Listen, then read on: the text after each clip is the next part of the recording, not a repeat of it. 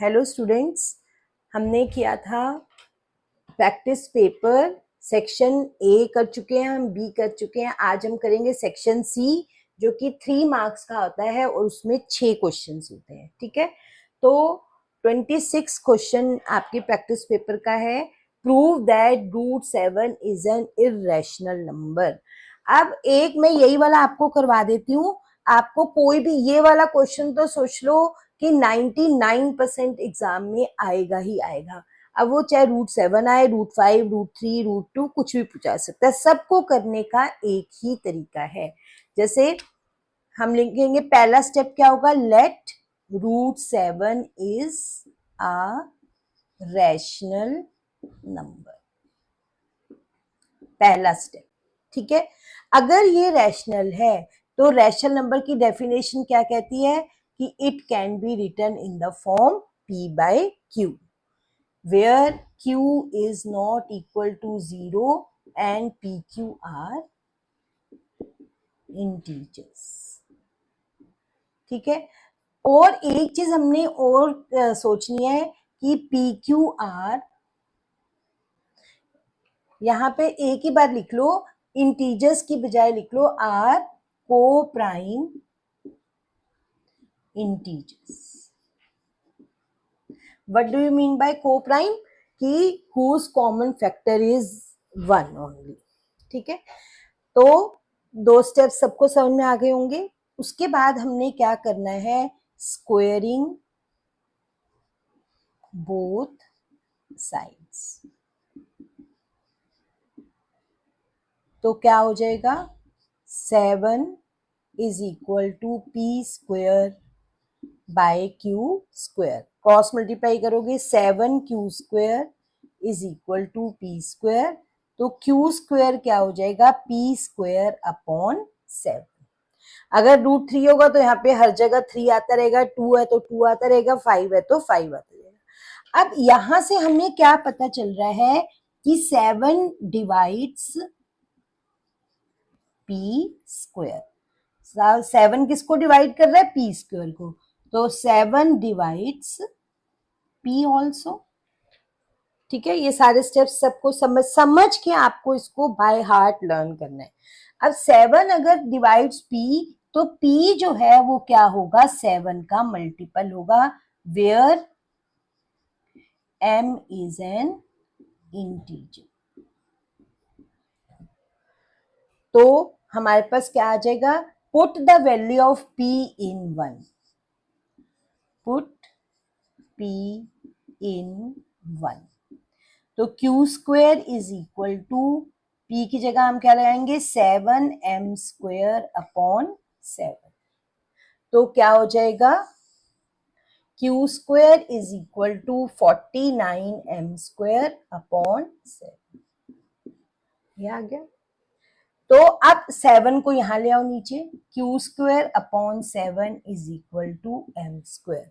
जैसे यहाँ पे p स्क्वायर बाय 7 आ गया था, यहाँ पे q स्क्वायर बाय 7 आ गया। तो इसका मतलब क्या हो गया, 7 डिवाइड्स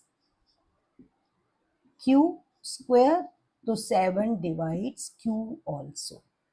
यहां पर हम कह रहे हैं कि 7 डिवाइड्स p, यहां पर हम कह रहे हैं 7 डिवाइड्स q। इसका मतलब 7 divides, 7 is a common factor of p and q। ठीक है, that is 7 is a common factor of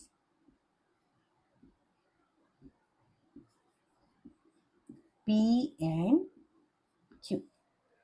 but यहां पर हम PQ को क्या कह रहे हैं, को प्राइम। को प्राइम नंबर्स क्या होते हैं, जिनका कोई भी कॉमन फैक्टर नहीं होता accept 1।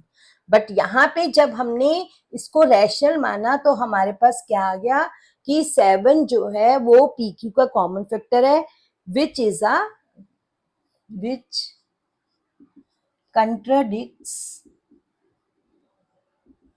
our assumption that PQ are co-primes। ठीक है, और ये कंट्राडिक्शन हमारी क्यों आई, due to our wrong assumption. This contradiction, आगे लिखेंगे this contradiction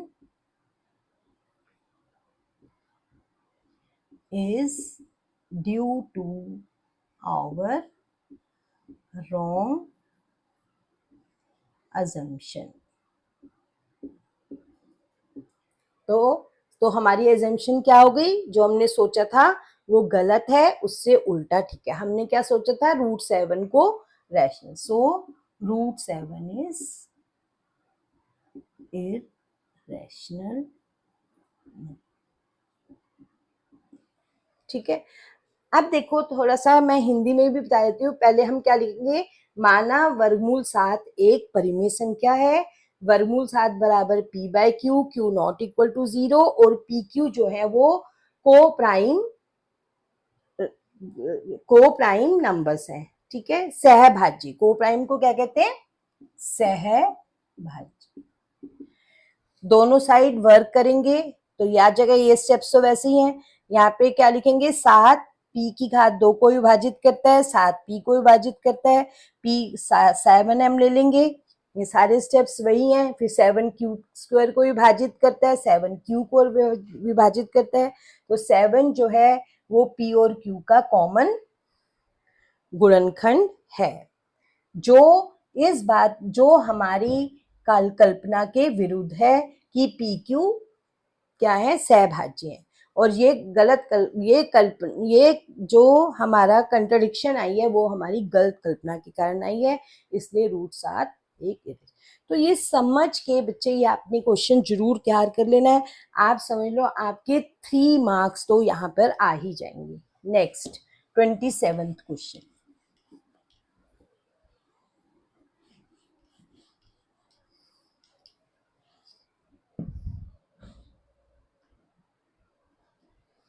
Twenty-seventh question is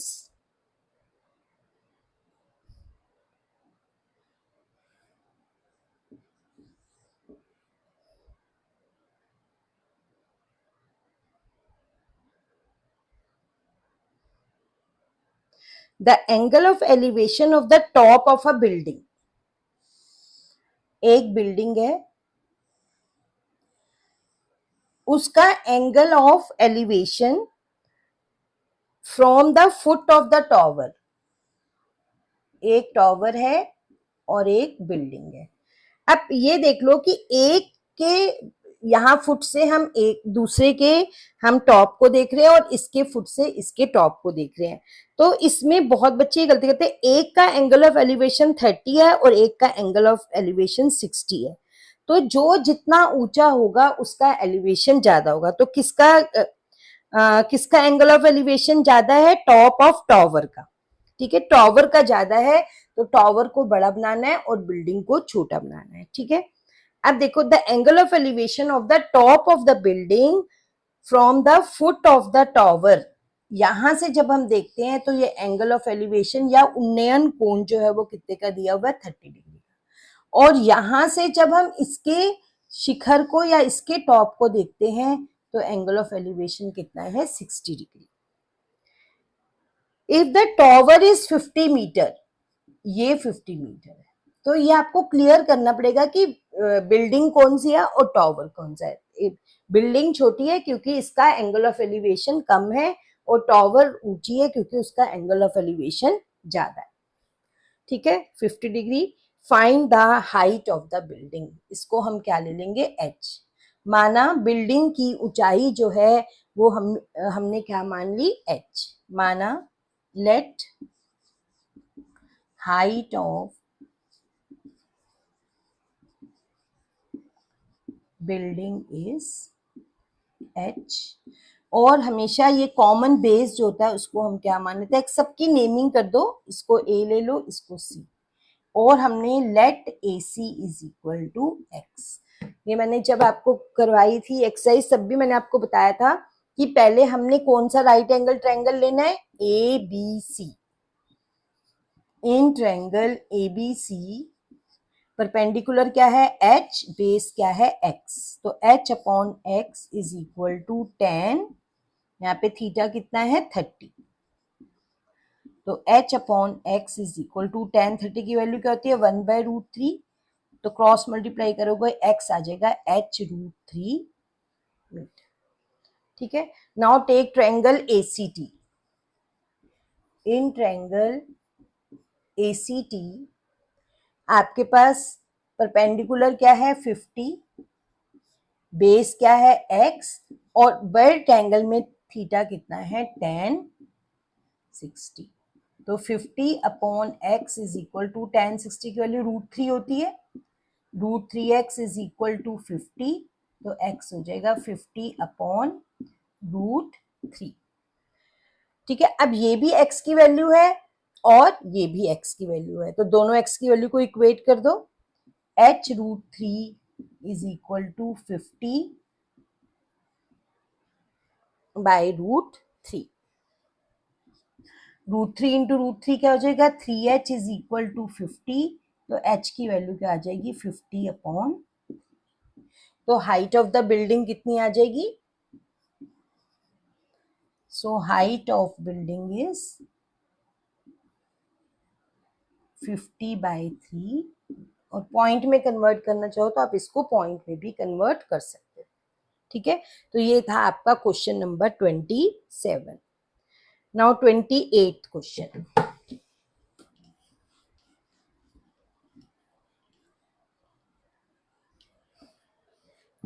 28th question है, एक आपको ट्रायंगल या त्रिभुज दिया हुआ है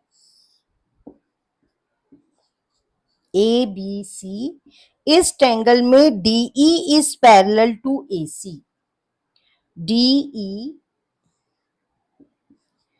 समांतर है AC के, DE is parallel to AC and DF is parallel to AE, DF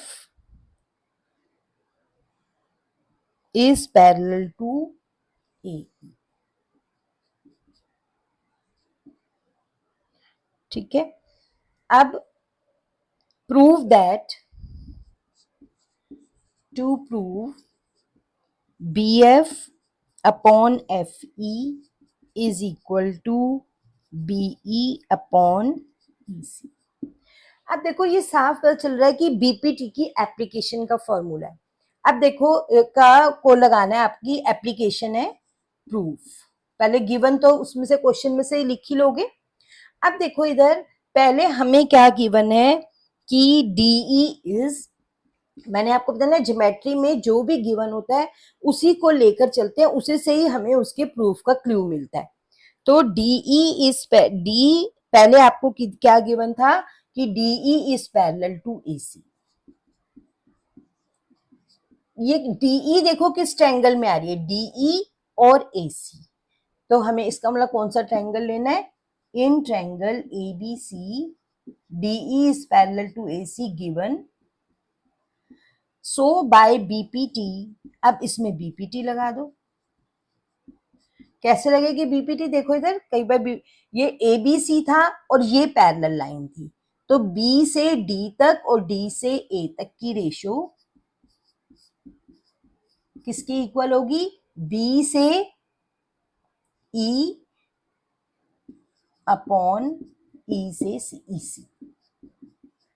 ठीक है, आधारभूत अनुपातिकता प्रमेय द्वारा ये आ जाएगा। BPT का मतलब अगर हिंदी मीडियम के बच्चे भी BPT लिख देंगे तब भी कोई ऐसी बात नहीं है। अब दूसरा जो हमें गिवन था, उसके बाद जो हमें पैरेलल गिवन था वो था DF is parallel to AE, DF is parallel to AE। तो कौन सा, इसका मतलब कौन सा ट्रायंगल लेना पड़ेगा आपको, ABE। In triangle ABE DF is parallel to AE। अब फिर BPT लगा दो, सो बाय BPT, अब कैसे लगेगी BPT, अब DF है तो B से D और D से A, क्योंकि ट्रायंगल यहीं तक है, BD अपॉन DA, और यहां पे हमारे पास कहां तक है DF, तो B से लेके F तक और F से लेके E तक, BF अपॉन FE। अब फ्रॉम 1 and 2 आप देख रहे हो 1 की भी right left hand side B D upon D है, यहाँ पे भी left hand side B D upon D है, तो लेफ्ट हैंड साइड इक्वल होती है तो राइट हैंड साइड भी इक्वल होती है, तो हम लिख देंगे from 1 and 2 BE upon EC is equal to BF upon F. ठीक है, तो this was question number 28. Now question number 29.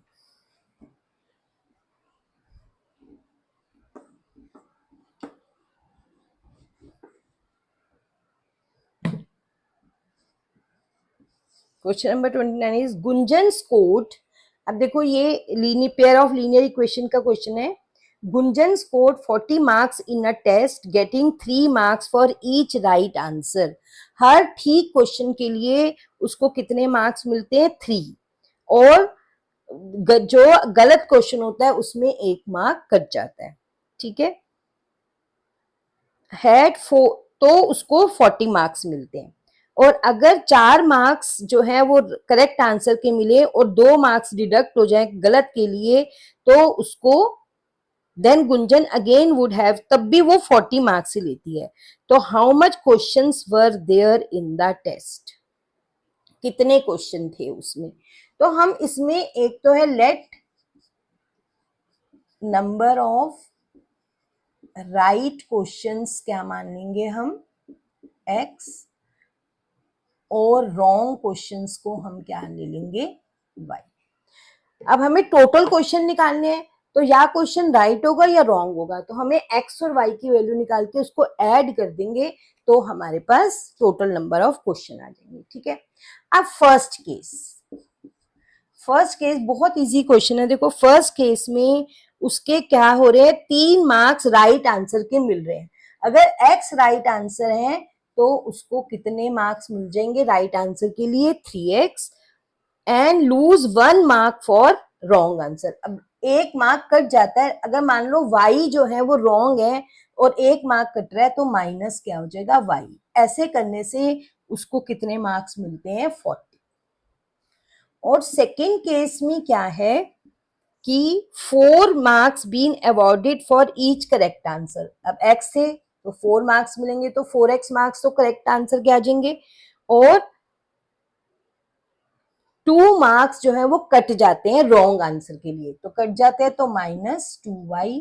और तब भी उसको, ऐसा होने पर भी उसको कितने मार्क्स मिलते हैं? 40.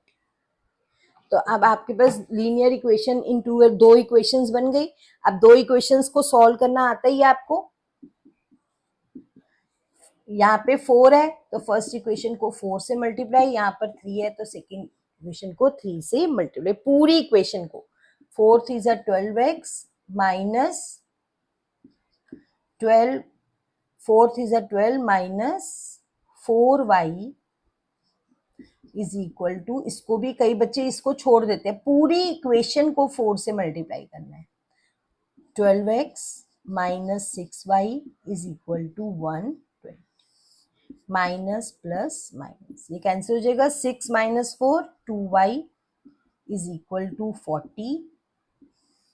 तो y हो गया 40 अपॉन 20. तो हमारे पास y हमने किसको माना था? रॉन्ग. तो उसने गलत कितने किए? 20 क्वेश्चन. अब x की वैल्यू निकालेंगे. Put y in 1. Put value of y इन 1. तो 3x माइनस y की जगह क्या लगा देंगे? 20 is equal to 40. 3x is equal to 40 plus 20 60. तो x आ जाएगा 60 अपॉन, यानी कि 20 क्वेश्चन ही उसने ठीक किए और 20 ही गलत किए. तो टोटल क्वेश्चंस कितने हो गए? 20 प्लस 20. तो आंसर विल बी 40. ठीक है, नेक्स्ट 30th क्वेश्चन इज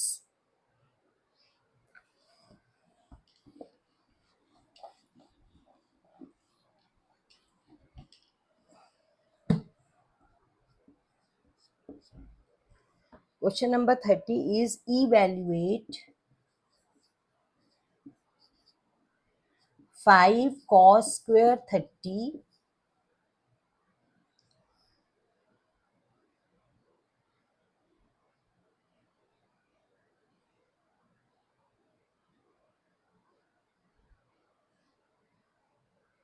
उसमें थोड़ा सा मिस प्रिंटिंग है तो हिंदी मीडियम से देख लेते हैं हम।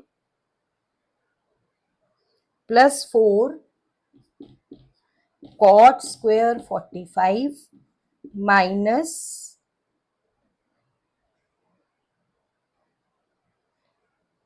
थोड़ा थोड़ा सा इसमें मिस प्रिंटिंग है,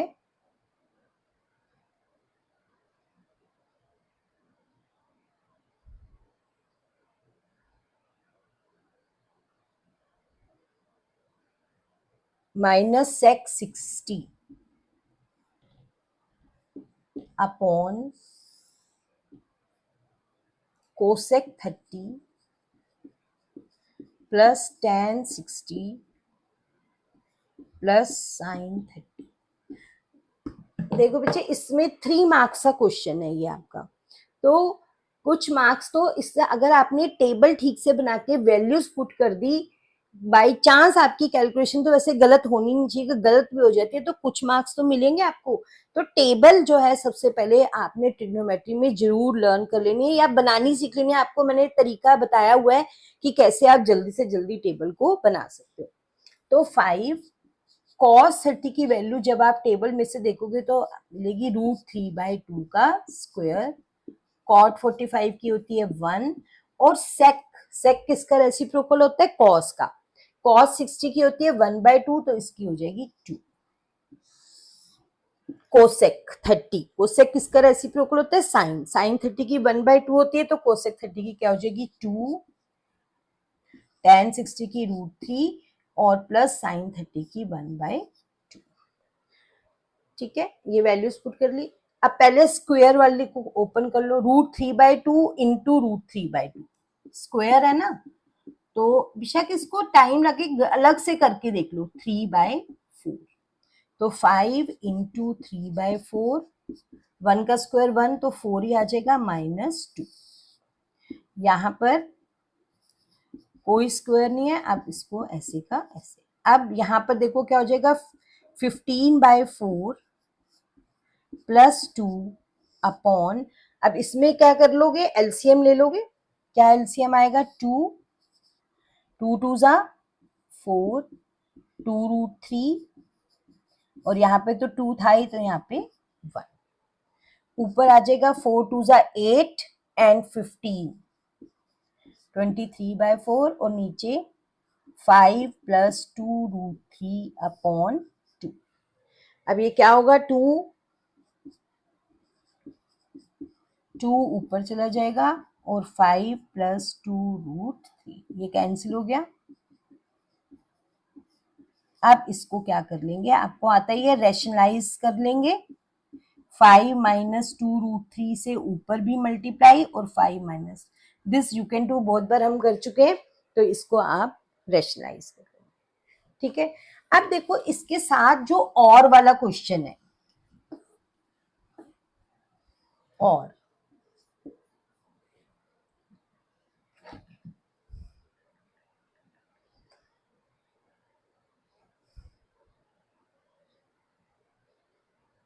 वाला जो क्वेश्चन है, इफ, ये ज्यादा इजी है, x is equal to a sec phi, y is equal to b tan phi, show that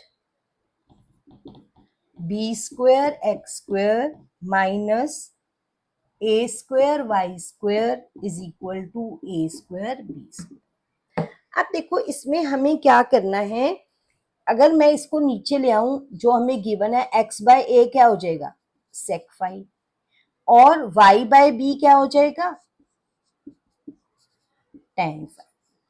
squaring both side कर लो तो हो जाएगा x square by a square, ये हो जाएगा sec स्क्वायर phi। यहाँ पर y square by b square tan square phi। अब आपको यहाँ पे दिख रहा है कि दोनों क्या हो रहे हैं, माइनस, इनको मैं माइनस कर दूं तो क्या हो जाएगा, इसको 1 2 लेके 1 में से 2 को क्या कर दोगे, माइनस, तो लेफ्ट हैंड साइड को लेफ्ट हैंड साइड में से माइनस और राइट हैंड साइड को राइट हैंड साइड में से। यहाँ पे एलसीएम क्या आएगा, A square B square, X square Y B square से मल्टीप्लाई होगा और ए स्क्वायर वाई स्क्वायर से, और sec square theta minus tan square theta क्या होता है 1। अब इसको इधर ले जाओगे, X square B square is equal to A square, यही आपको प्रूव करना था, ठीक है। नेक्स्ट, बहुत ही इंपॉर्टेंट, बहुत ही अच्छे प्रैक्टिस पेपर को बहुत अच्छी तरह से कर लेना।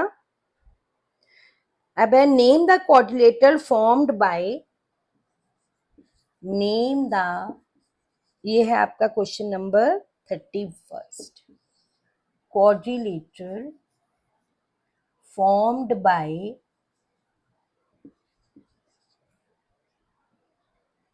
-3, -2, -5, -5,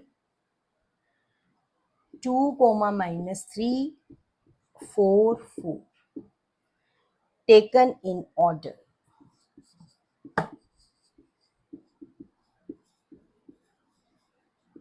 ठीक है, अब देखो, मैंने आपको, अगर आपने मेरी इसकी रिवीजन वीडियो देखी हो तो मैंने बताया था कि इसके ऊपर क्वेश्चन जरूर आता है। टाइप ऑफ क्वाड्रिलेटरल पूछा जाता है, टाइप ऑफ ट्रायंगल पूछा जाता है। अब टाइप ऑफ क्वाड्रिलेटरल अगर पूछा जाएगा तो आपको 6 चीजें निकालनी है, 4 साइड्स एंड 2 डायगोनल्स, तभी हमें पता चलेगा। अब हम ये ले लेते हैं, ए को ले लेते हैं -3, 2, बी को ले लेते हैं -5, सी को ले लेते हैं 2, -3 और डी को ले लेते हैं 4, 4। ठीक है, अब देखो पहले हम ए बी, साइड्स क्या होंगी इसकी, ए बी, फिर बी सी, फिर सी डी और फिर डी। ठीक है, और डिस्टेंस फॉर्मूला आपको लगाना आती है। पहले मैं निकालती हूँ ए और बी, √-3, इसका साइन चेंज होगा बी का, अगर ऐसे लोगे तो इसका होगा। आप कैसे भी ले सकते हो, -3 + 5 का स्क्वायर, 2 + 5 का स्क्वायर, तो 5 - 3 2, 2 का स्क्वायर 4, 5 + 2 7, 7 का स्क्वायर 49, तो हमारे पास आ गया √50। नेक्स्ट टर्न है बी और सी की, बी सी, कैलकुलेशन मिस्टेक्स मत करना, बी सी। अब -5 के साथ इसका साइन चेंज होगा, -5 एज इट इज और 2 का साइन चेंज, -5 और यहाँ पे +3 का स्क्वायर। अब देखो -5 और -2 क्या होगा, वही -7 और -7 का स्क्वायर क्या हो जाएगा 49, -5 + 3 इज -2 का स्क्वायर 4, तो ये भी क्या आ गई 50, √53। अब सी और डी में लगा लो, 2 - 4 प्लस ये साइन एज इट इज और इसका साइन चेंज, वही सेम आएगा। देखो 2 - 4 इज 2, 2 का स्क्वायर 4, 4 और 3 7 का स्क्वायर 49, तो ये भी √53। ओके, अब हम लेंगे ए और डी, ए और डी में -3 - 4 का स्क्वायर और 2 - 4 का स्क्वायर, -7 का स्क्वायर हो जाएगा 49 और ये 4 √53। अब देखो चारों साइड्स इक्वल आ गई। अब चारों साइड्स इक्वल है तो ये रोम्बस भी हो सकता है और स्क्वायर भी हो सकता है। तो ये क्लियर करने के लिए हमें क्या निकालने पड़ेंगे, इसके डायगोनल्स। अब डायगोनल्स कैसे निकालते हैं, डायगोनल में क्या होता है, ए के साथ सी, ए के साथ सी कर देते हैं, ए और सी में हम बीपीटी सॉरी ये डिस्टेंस फॉर्मूला लगाएंगे, ए एंड सी। ए ये था तो -3 - 2 और 2 +3, -5 का स्क्वायर 25, 2 + 3 5 का स्क्वायर भी 25, तो ये आ गया √50। और दूसरा डायगोनल क्या होगा, पहले हमने ए के साथ सी लिया और बी के साथ कौन सा लेंगे, डी। बी क्या था, थोड़ा सा मिट गया है ये, बी था -5 -5, ठीक है, बी डी -5 और -4 हो जाएगा, और -5 और -4,